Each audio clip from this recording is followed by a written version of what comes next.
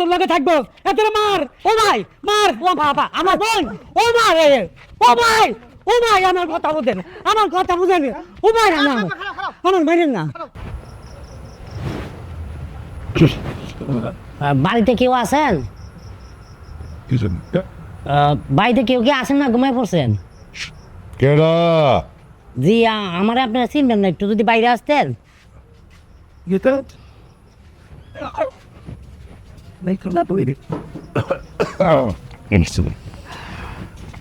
আসসালামু আলাইকুম মুরব্বী। ওয়ালাইকুম আসসালাম। বাবা আপনি কেডা?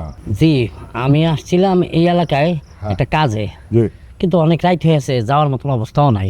তাই বলছিলাম কি আপনার বাড়িতে কি থাকা যাবে একটা রাইতের জন্য?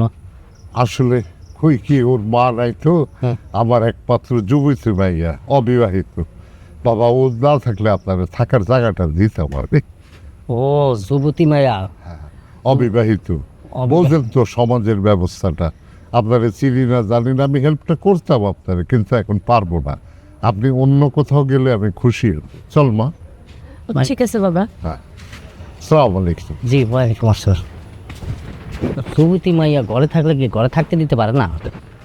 ঠিক আছে, যে জায়গায় যুবতী মাইয়া নাই সেই বাড়িতে গিয়ে থাইয়া কি করবো? সুবহানাল্লাহ আলহামদুলিল্লাহ লা ইলাহা ইল্লাল্লাহ আল্লাহু আকবার। আচ্ছা আমি মসজিদের মুয়াজ্জিন, আমার যদি ভুল হয় সভাপতি তো আমার ডেইলি শার্নিং দিতে আছে, বড় উঠতে পারি না, শতানে মনে শরীর টিপে আজান দিতে আজকেও 2 মিনিট দেরি হয়ে গেছে। না সকাল সকাল উঠে আজান দিতে হবে। আসসালামু আলাইকুম। ওয়ালাইকুম আসসালাম। কাকে চাই? না আমি আসলে কারো চাই না। হ্যাঁ কি জন্য এসেছেন? আমি আসছি এই জায়গায় একটা কাজে, এখন অনেক টাইট হয়ে গেছে, কোথাও যাইতে পারতেছি। হ্যাঁ রাইট হয়ে গেছে, আপনার বাড়ি যান। একটা কথা কি জিজ্ঞেস করতে পারি? কি কথা? না বলছিলাম কি আপনার বাড়িতে কি যুবতী মেয়ে আছে? হ্যাঁ যুবতী মেয়ে আছে মানে? আমার বাড়িতে আমার 2টা মেয়ে যুবতী। ও না মানে কইছিলাম যে রাইতে থাকতাম আর কি। কি করলি? আস্তাগফিরুল্লাহ, তোরা এত বড় সাহস? হ্যাঁ? তুই রাইট থাকবি যুবতী মেয়ে আমার মেয়ের সাথে? তোরা এত বড় সাহস কি লইলো? বাবা লটন তাজ, বাবা রে বাবা নাউজুবিল্লাহ আস্তাগফিরুল্লাহ, এত কত বোনের লগে থাকবো রাইট? মারে তোর লগে থাকবো এত মার ও ভাই মার ও বাবা আমার বোন ও মা রে ও ভাই আমার কথা বুঝেন ও ভাই না আমার বাইরেন না আমার কথা বুঝেন। কি বুঝবো কি কইবার চাই কি আমি কইতাছি? হ্যাঁ কি করবি?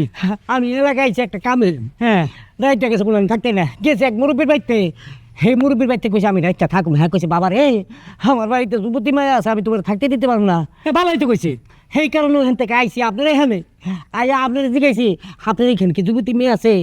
যুবতী মেয়ে থাকলে তো আর আপনি আমরা থাকতে দিবেন না, যদি না থাকতো তাহলে আপনার বাড়িতে থাকতাম। এটাই আপনারা বুঝাইতে চাই। মায়ের আগে কবি না তো মায়েরই তো শুরু কথা কইতেই তো দিলেন না। সরি বাবা।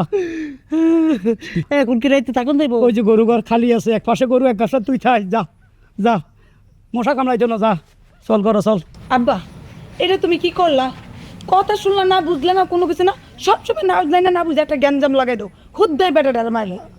মানুষের জাত ইডে মারে, মানুষের জাত হইতো তাহলে কি এই কাম করার একটা কথা? জুতা তো নাকের কাছে বাবার জুতা দে মানুষের জাত। কি করবো আব্বা? তুমি পথে গাড়ি মসজিদে কোনো বিচারে গেলে সব জায়গায় তুমি অর্ধেক কথাকে বুঝবো না।